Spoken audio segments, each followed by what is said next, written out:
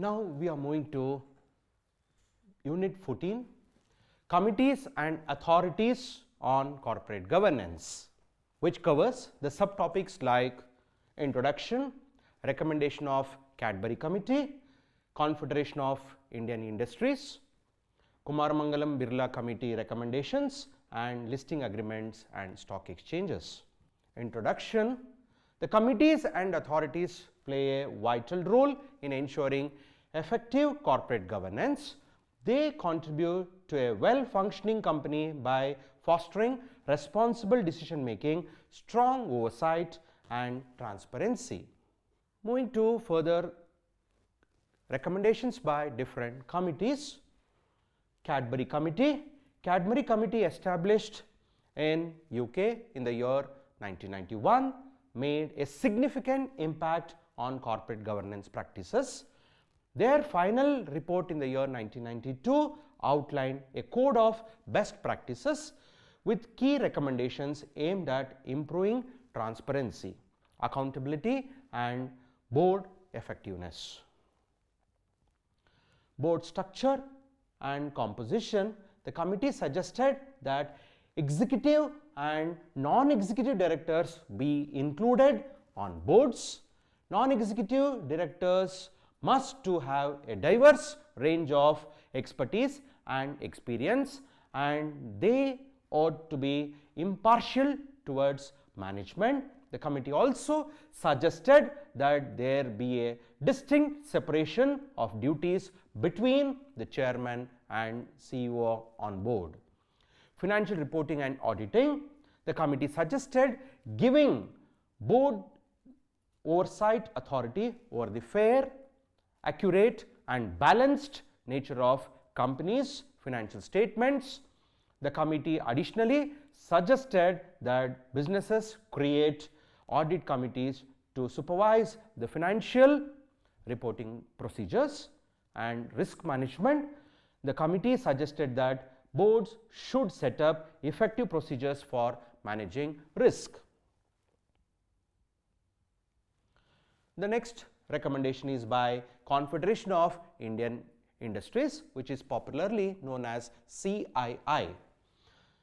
Is a non-governmental trade association and advocacy group headquartered in New Delhi, India, founded in the year 1895. It is India's premier business association. The committee recommendation includes functions, participation, activities. Functions uses advising and consultative methods to work with industries, government, and civil society to build and maintain an environment that is favorable to India's development. Participation, organization that is membership based and has over 7,500 organizations from the public and commercial, including MNCs and SMEs. It also has over 83,000 indirect members, mostly from 380 national and regional sector associations. The activities influences regional, national, and industry agendas by bringing together academic, corporate, and political leaders, offers a forum for networking and reaching consensus on important problems. The third recommendation by Kumaramangalam Birla Committee, formed in the year 1999 by SEBI, aimed to improve corporate governance practices in India, particularly for listed companies. Their recommendations were categorized into mandatory and non-mandatory guidelines. The mandatory recommendations are board composition, the minimum percentage of non-executive directors on the board with a specific composition depending on the chairman's role, that is executive or non-executive. The requirements for independent directors to ensure objectivity. The audit committee, establishment of an audit committee with specific independence criteria for its members, and meetings and disclosures, minimum frequency of board meetings, and defined information that company must disclose publicly. And moving to non-mandatory recommendations, roles and responsibilities, clear division of roles between the chairman and CEO of the company, functions and best practices for various board committees. For listing agreement, a legal contract between a company, that is issuer, and the stock exchange outlines the terms and conditions for a company's securities to be traded on exchanges, steps to be followed for both the parties, company obligations, financial reporting, disclosure, adherence to governance standards, and maintaining specific financial ratios. Stock exchange obligations like providing a fair and transparent trading platform, ensuring price discovery, and enforcing listing rules.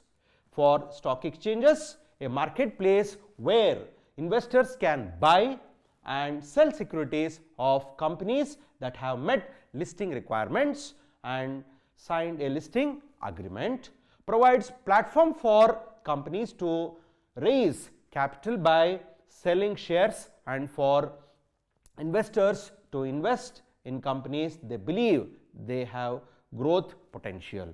And major functions: price discovery, regulations, and transparency. In price discovery, matching buy and sell orders to determine the fair market price for securities. And for regulations, ensuring level playing field by enforcing listing rules and preventing market manipulations.